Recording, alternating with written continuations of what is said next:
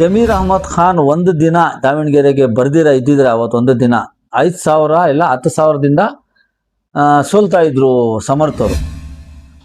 ಇಡೀ ರಾಜ್ಯದಲ್ಲಿ ನಮ್ಮ ಬಲ್ದಿಗ ಬಾಂಧವರ ಶಾಸಕ, ಏಕೈಕ ಶಾಸಕ ನಮ್ಮ ಚಿಕ್ಕಬಳ್ಳಾಪುರದ ಕ್ಷೇತ್ರದ ಶಾಸಕ ಪ್ರದೀಪ್ ಈಶ್ವರ್ ಅವರು. ರಾಜ್ಯದಲ್ಲಿ ಕಾಂಗ್ರೆಸ್ ಸರ್ಕಾರ ಎಲ್ಲೋ ಒಂದು ಕಡೆ ಅಲ್ಪಸಂಖ್ಯಾತರಿಗೆ ಕಡಿಕಾಣಿಸ್ತಾ ಇದೆ ಅಂತ ನನ್ನ ಒಂದು ಅಭಿಪ್ರಾಯ.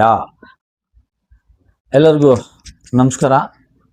ಇವತ್ತು ಈ ಒಂದು ಸುದ್ದಿಗೋಷ್ಠಿಯ ಮುಖ್ಯ ಉದ್ದೇಶ ಏನಂದರೆ, ನಮ್ಮ ರಾಜ್ಯದ ಕಾಂಗ್ರೆಸ್ ಸರ್ಕಾರಕ್ಕೆ ಹೊಸ ಸಾರಥಿಯಾಗಿ ಮಾನ್ಯ ಶ್ರೀ ಡಿ.ಕೆ. ಶಿವಕುಮಾರ್ ಸಾಹೇಬರು ಮುಖ್ಯಮಂತ್ರಿಯಾಗಿ ಅಧಿಕಾರ ವಹಿಸ್ಕೊಂಡಿದ್ದಾರೆ. ಅವರಿಗೆ ಮೊದಲನೇದಾಗಿ ರಾಜ್ಯದ ಎಲ್ಲ ಅಲ್ಪಸಂಖ್ಯಾತರ ಪರವಾಗಿ ಅಭಿನಂದನೆಗಳು ಸಲ್ಲಿಸೋಕ್ಕೆ ಇಷ್ಟಪಡ್ತೀನಿ. ಅದೇ ರೀತಿ ಏನಾಯಿತು ಅಂದರೆ, ಅವರು ಮುಖ್ಯಮಂತ್ರಿಯಾಗಿ ಅಧಿಕಾರ ವಹಿಸ್ಕೊಂಡ ನಂತರ ಒಂದು 13 ಜನಕ್ಕೆ ಮಂತ್ರಿಗಳಾಗಿ ಪ್ರಮಾಣ ವಚನ ಸ್ವೀಕಾರ ಮಾಡಿಸಿದ್ರು.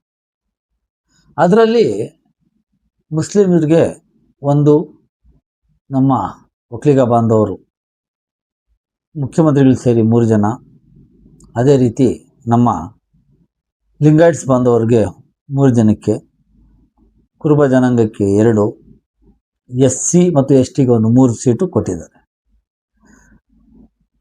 ವಿಶೇಷವಾಗಿ ಏನಂದರೆ, ಇವತ್ತು ರಾಜ್ಯದಲ್ಲೆಲ್ಲ ಇಡೀ ದೇಶದಲ್ಲೇ ಮುಸಲ್ಮಾನರಂದರೆ ಕಾಂಗ್ರೆಸ್ ಅಂದರೆ ಮುಸಲ್ಮಾನರು, ಏಕಪಕ್ಷವಾಗಿ ಮುಸಲ್ಮಾನರು ಕಾಂಗ್ರೆಸ್ ಪಕ್ಷಕ್ಕೆ ಮತ ನೀಡುತ್ತಾರೆ.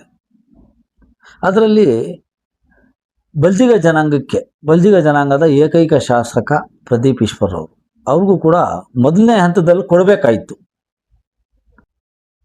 ಮುಂದಿನ ಕ್ಯಾಬಿನೆಟ್ ವಿಸ್ತರಣೆಯಲ್ಲಿ ದಯವಿಟ್ಟು ಮಾನ್ಯ ಮುಖ್ಯಮಂತ್ರಿಗಳು ನಮ್ಮ ಬಲ್ದಿಗ ಬಾಂಧವರಿಗೆ ಒಂದು ಅವಕಾಶ ಕೊಡಬೇಕು. ನಮ್ಮ ಚಿಕ್ಕಬಳ್ಳಾಪುರ ಕ್ಷೇತ್ರದ ಶಾಸಕ ಪ್ರದೀಪ್ ಈಶ್ವರ್ ಅವರಿಗೆ ಉನ್ನತವಾದ ಒಳ್ಳೆಯ ಒಂದು ಸಚಿವ ಸ್ಥಾನ ನೀಡೋದ್ರ ಮುಖಾಂತರ ನಮ್ಮ ಜಿಲ್ಲೆಗೆ ಅಭಿವೃದ್ಧಿ ಮಾಡುವಂಥ ಒಂದು ಅವಕಾಶ ಕಲ್ಪಿಸ್ಕೊಡ್ತಾರೆ ಅಂತ ಭರವಸೆ ಇದೆ. ಈ ಹಂತದಲ್ಲಿ ಮುಸಲ್ಮಾನರಲ್ಲಿ UT ಖಾದರ್ ಸಾಹೇಬರು ಕೊಟ್ಟಿದ್ದಾರೆ, ತುಂಬ ಸಂತೋಷ. ಆದರೆ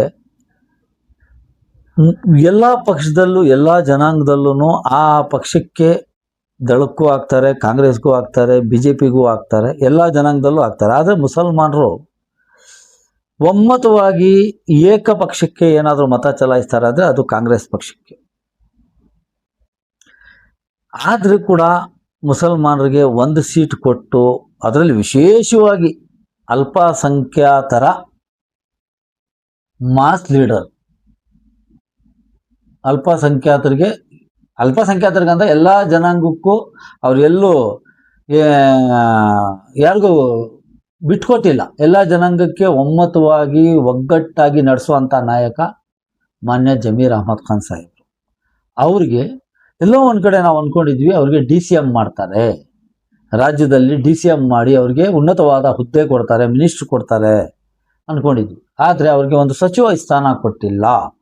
ರಾಜ್ಯದಲ್ಲಿ ಜಮೀರ್ ಅಹಮದ್ ಅವ್ರ ಬಗ್ಗೆ ಮಾತನಾಡ್ತಿದ್ರೆ, ಈಗ ಜಮೀರ್ ಅಹಮದ್ ಅವ್ರನ್ನ DCM ಮಾಡ್ತಾರೆ ಅನ್ನುವಂಥದ್ದು, ದೊಡ್ಡ ಹುದ್ದೆ ಕೊಡ್ತಾರೆ ಅನ್ನುವಂಥದ್ದು ಎಲ್ಲರಲ್ಲೂ ಇದ್ದಂತ ಕಾತುರದ ಒಂದು ವಿಷಯ. ಆದ್ರೆ ಇತ್ತೀಚೆಗಷ್ಟೇ ಅವ್ರದ್ದು ಯಾವುದೋ ಒಂದು ಆಡಿಯೋ ರಿಲೀಸ್ ಆಗುತ್ತೆ, ಸ್ವಪಕ್ಷಕ್ಕೆ ಅವರು ಮೋಸ ಮಾಡಿದ್ರು, ದ್ರೋಹ ಮಾಡಿದ್ರು ಅನ್ನೋ ತರ ಅವ್ರ ಮೇಲೆ ಒಂದು ಕಂಪ್ಲೇಂಟ್ ಆಗುತ್ತೆ. ಅದ್ರ ಬಗ್ಗೆ ತಮ್ಮ ಅಭಿಪ್ರಾಯ ಸರ್? ನೋಡಿ, ನಾನು ನೋಡಿದೆ ಆ ಆಡಿಯೋ ಕೇಳಿದೆ. ಆ ಆಡಿಯೋದಲ್ಲಿ ಏನಿದೆ ಅಂದರೆ, ಜಮೀರ್ ಅಹಮದ್ ಖಾನ್ ಸಾಹೇಬರು ನಮ್ಮ ದಾವಣಗೆರೆಯ ಒಬ್ಬ ಮೈನಾರಿಟಿ ಲೀಡರ್ಗೆ ಅವ್ರಿಗೆ ಮಾತಾಡಿದ್ದು, ಅವರು ಪಕ್ಷದ ನಿಲುವಿನ ಬಗ್ಗೆ ಚರ್ಚೆ ಮಾಡಿದ್ರು ಅನ್ನೋ ಆಡಿಯೋ ನಾನು ನೋಡಿದೆ. ಆಮೇಲೆ ಸ್ಪಷ್ಟನೆ ಕೊಟ್ಟಿದ್ದೇನೆಂದರೆ, ಅದು AI ವಿಡಿಯೋ ಅಂತ. ಇರಲಿ, ಅದು AIನೋ ಒರಿಜಿನಲ್ಲೋ ಅದ್ರ ಬಗ್ಗೆ ನಾವು ಚರ್ಚೆ ಮಾಡೋದು ಬೇಡ. ಯಾಕೆ ನಾನು ಚರ್ಚೆ ಮಾಡೋದು ಬೇಡ ಅಂತ ಹೇಳ್ತೀನಿ ಅಂದರೆ, ನೋಡಿ, ಈ ಹಿಂದೆ ಚುನಾವಣೆಯಲ್ಲಿ ಮಾನ್ಯ ಸಿದ್ದರಾಮಯ್ಯನವರು ಮುಖ್ಯಮಂತ್ರಿ ಆದಾಗ ಅವ್ರ ಮೇಲೆ ಒಂದು ಅಪವಾದ ಬಂತು. ಏನು ಅಂದರೆ, ಅವರು ಮುಖ್ಯಮಂತ್ರಿ ಆಗೋದಕ್ಕೆ ಈಗಿನ ಉಪಮುಖ್ಯಮಂತ್ರಿ ಆಗಿರುವಂತಹ ನಮ್ಮ ಪರಮೇಶ್ವರ್ ಸಾಹೇಬರಿಗೆ ಕೊರಟಗೆರೆಯಲ್ಲಿ ಸೋಲಿಸಿದ್ರು ಅಂತ ಇಡೀ ರಾಜ್ಯದಲ್ಲಿ ದೊಡ್ಡ ಸುದ್ದಿ ಆಯ್ತದು. ಅದೇ ರೀತಿ ನಮ್ಮ ಬೈರತಿ ಸುರೇಶ್ ಅವ್ರ ಬಗ್ಗೆನೂ ಹೆಬ್ಬಾಳದಲ್ಲಿ ಅಭ್ಯರ್ಥಿಗೆ ಸೋಲಿಸಿದ್ರು ಅನ್ನೋ ಒಂದು ಇದು ಬಂತು.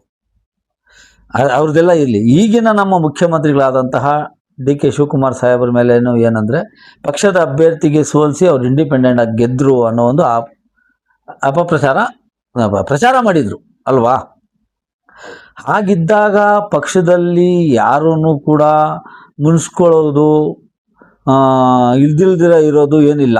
ಎಲ್ಲ ಪಕ್ಷಗಳಲ್ಲೂ ಆ ಪಕ್ಷದಲ್ಲಿ ನಾನು ಸಚಿವನಾಗಬೇಕು, ನಾನು ಅದಾಗಬೇಕು, ನನಗೆ ಬೋರ್ಡ್ ಕೊಡಬೇಕು, ಬೋರ್ಡ್ ಚೇರ್ಮನ್ ಕೊಡಬೇಕು ಅಂತ ಕಿತ್ತಾಡೋದು ಸಹಜ. ಹಾಗಂತ ಮಟ್ಟಕ್ಕೆ ಇವತ್ತು ಕೇರಳದಲ್ಲಿ ಕಾಂಗ್ರೆಸ್ ಸರ್ಕಾರ ಅಧಿಕಾರಕ್ಕೆ ಬರಬೇಕಂದ್ರೆ ವಿಶೇಷವಾಗಿ UDF ಸರ್ಕಾರಕ್ಕೆ ಬೆನ್ನೆಲುಬಾಗಿ ನಿಂತು ಅಲ್ಲಿನ ಜನಕ್ಕೆ ಒಗ್ಗಟ್ಟಾಗಿ ಸೇರಿಸಿ ಜಾತಿ ಧರ್ಮ ಬಿಟ್ಟು ಮಾಡಿದಂತಹ ನಾಯಕ ಜಮೀರ್ ಅಹ್ಮದ್ ರವರು. ದಾವಣಗೆರೆಯಲ್ಲಿ ಗೆದ್ರು ಇಲ್ಲ ಅಂತ ಹೇಳಲ್ಲ, ಅಲ್ಪ ಮಟ್ಟದಲ್ಲಿ ಒಂದು 5,000 ಮತಗಳಿಂದ ಗೆದ್ರು.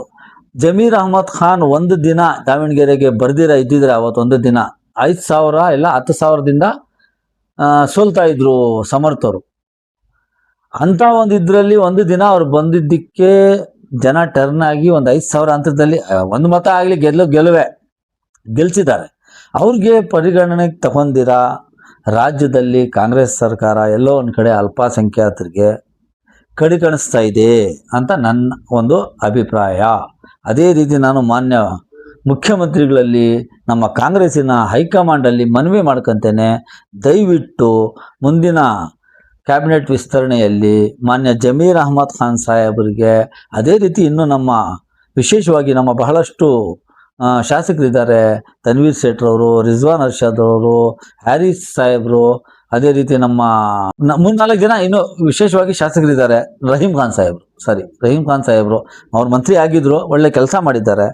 ಅವ್ರಿಗೆ ಯಾರಿಗೋ ಒಬ್ರಿಗೆ ಒಂದು 2-3 ವಿಶೇಷವಾಗಿ ಅಲ್ಪಸಂಖ್ಯಾತರಿಗೆ ಕೊಡಬೇಕು. ವಿಶೇಷವಾಗಿ ನಾನು ಹೇಳೋದೇನೆಂದರೆ, ಜಮೀರ್ ಅಹ್ಮದ್ ಖಾನ್ ಸಾಹೇಬರಿಗೆ ರಾಜ್ಯದಲ್ಲಿ ಮುಖ್ಯಮಂತ್ರಿ ಮಾಡಬೇಕು. ಯಾಕೆ ಅಂದರೆ ಅಲ್ಪಸಂಖ್ಯಾತರಿಗೆ ಇದುವರೆಗೂ ನಮ್ಮ ರಾಜ್ಯದಲ್ಲಿ ಉಪಮುಖ್ಯಮಂತ್ರಿ ಮಾಡಿಲ್ಲ. ಹಾಗಾಗಿ ಜಮೀರ್ ಅಹ್ಮದ್ ಖಾನ್ ಸಾಹೇಬರಿಗೆ ಉಪಮುಖ್ಯಮಂತ್ರಿ ಮಾಡಬೇಕು, ರಾಜ್ಯದಲ್ಲಿ ಉನ್ನತವಾದ ಹುದ್ದೆ ಮಂತ್ರಿ ಮಾಡಬೇಕು ಅಂತ ಹೇಳ್ಬಿಟ್ಟು ನಾನು ಈ ಸಮಯದಲ್ಲಿ ಹೇಳಕ್ಕೆ ಇಷ್ಟಪಡ್ತೇನೆ. ಯಾಕೆ ಅಂದರೆ ಕೆಲವೇ ದಿನಗಳಲ್ಲಿ 1-1.5 ವರ್ಷದಲ್ಲಿ ಚುನಾವಣೆ ಬರಲಿದೆ. ಅಲ್ಪಸಂಖ್ಯಾತರು ಕಾಂಗ್ರೆಸ್ ಪಕ್ಷದವರು ಅಂತ ಹೇಳೋದಾಗ ಕಾಂಗ್ರೆಸ್ ಪಕ್ಷನೇ ಅವ್ರ ಪರ ನಿಲ್ದಿರ ಇದ್ದರೆ ಮುಂದಿನ ದಿನಗಳಲ್ಲಿ ಇದರ ಪರಿಣಾಮ ಕಾಂಗ್ರೆಸ್ ಪಕ್ಷಕ್ಕೆ ಭರಿಸಬೇಕಾಗ್ತದೆ ಅಂತ ಹೇಳ್ಬಿಟ್ಟು ನಾನು ಈ ಸಂದರ್ಭದಲ್ಲಿ ಹೇಳಕ್ಕೆ ಇಷ್ಟಪಡ್ತೀನಿ.